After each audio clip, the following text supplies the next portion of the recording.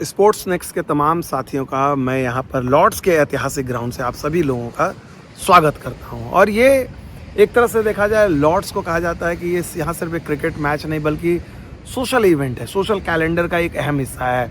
Elite of the London नहीं, elite of England नहीं, elites of the world यहाँ पर आते हैं। और रविवार को भी जब भारत और इंग्लैंड के बीच जो है डिसाइडर खेला जाएगा 3 मैचों की सीरीज़ का, उसमें आपको बॉलीवुड के सितारों से लेके पॉलिटिशियन टॉप से लेके क्रिकेट जगत के तमाम दिग्गज हस्तियां भी आपको देखने को मिलेंगी। लेकिन सबसे ज़्यादा जो नज़रें होंगी 4 दिग्गजों पे, टीम इंडिया की तरफ से विराट कोहली, रोहित शर्मा, इंग्लैंड की तरफ से जोश बटलर और जो रूट। बड़ी दिलचस्प कहानी है अगर आप देखा जाए दोनों टीमों के दिग्गज, और ये चारों खिलाड़ी जो हैं 2027 के वर्ल्ड कप में खेलेंगे। विराट कोहली का हमने देखा पिछली इनिंग्स जो उनकी कार्डिफ में रही थी, फ्लुएंट थे। विराट कोहली तगड़ा खेल रहे हैं और उनका इंटेंशन भी साफ है।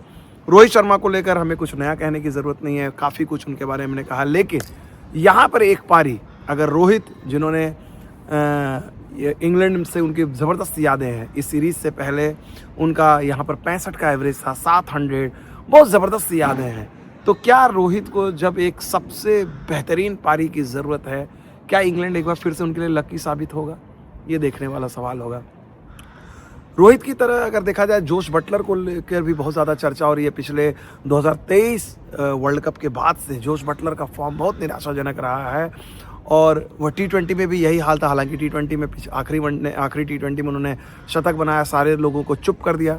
लेकिन क्या वनडे क्रिकेट में भी वो ऐसा कर सकते हैं?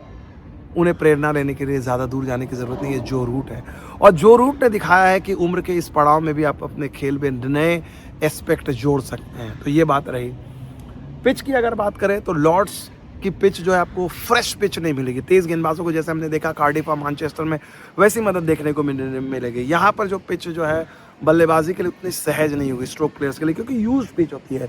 ये सीज़न जो है बीच में अब सीज़न चल रहा है, काफ़ी मैचेस यहाँ पर हो चुके हैं, तो यहाँ के पिच पे भी जो है बैट्समैन को एडजस्ट करने में थोड़ी सी समस्या होगी। और ये बात मॉर्ने मॉकल ने भी मानी थी।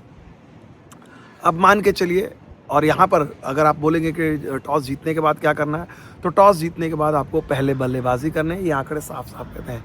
टीम इंडिया के लिए सिर्फ ये सीरीज डिसाइडर जीतना बेहद ज़रूरी है, क्योंकि ये यूके टूर आपको अगर थोड़ा सा भी कंसोलेशन के साथ अंत करना है तो आपको जीत चाहिए। और वैसे भी 2002 के बाद से इंडियन टीम ने यहाँ पर कभी भी लॉर्ड्स में कोई वनडे नहीं जीता। 22 साल हो गए हैं।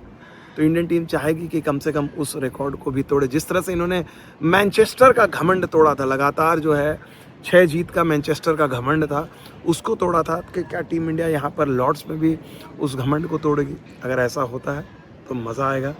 लेकिन टीम कॉम्बिनेशन में भी आपको बात करेंगे, टीम कॉम्बिनेशन में भी कुछ बदलाव होने की उम्मीद है।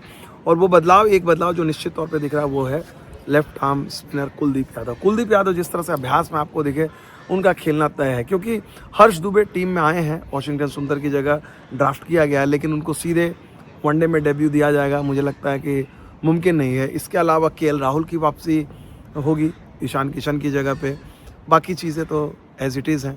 तो मौसम के बारे में अगर बात कर लें तो मौसम धूप खिली हुई है। लंदन में ऐसे भी गर्मी आपने देखा हुआ है कि हम टी-शर्ट में ही आपके साथ ज़्यादातर नज़र आ रहे हैं। तो उम्मीद करते हैं एक दिलचस्प मुकाबले की। लेकिन आप लोगों की क्या उम्मीदें हैं? क्या रोको को एक यादगार विदाई यहाँ मिलेगी? रोको इसलिए बोल रहा हूँ क्योंकि इन दोनों का इंग्लैंड की ज़मीन पर ये जो है आखिरी मुकाबला है। ठीक है, तो आप लोगों की राय का इंतज़ार रहेगा। फिलहाल हमारे साथ इतना ही। बहुत बहुत शुक्रिया।